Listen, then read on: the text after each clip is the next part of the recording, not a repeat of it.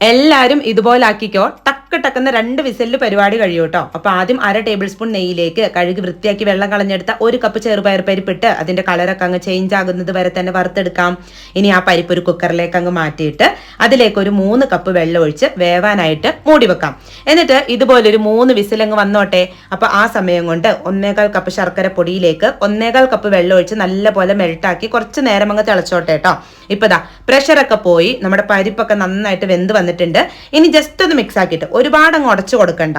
എന്നിട്ട് അതിലേക്ക് തയ്യാറാക്കി വെച്ചിരുന്ന ശർക്കര പാനി ഒഴിച്ച് ജസ്റ്റ് ഒന്ന് തിളയ്ക്കുന്ന സമയത്ത് 2 കപ്പ് 2-ാം പാല് ചേർക്കാം. 1 തേങ്ങയുടെ ആണ് എടുത്തിട്ടുള്ളത്. എന്നിട്ട് ഇതിലേക്ക് ഒരിത്തിരി ഉപ്പും 1/4 ടീസ്പൂൺ ചെറിയ ജീരകവും 5-6 ഏലക്കായും കൂടി ഒന്നങ്ങ് പൊടിച്ചെടുത്തത് വിട്ട് ഒരു 6-7 മിനിറ്റ് ഒന്നങ്ങ് തിളച്ചോട്ടെ.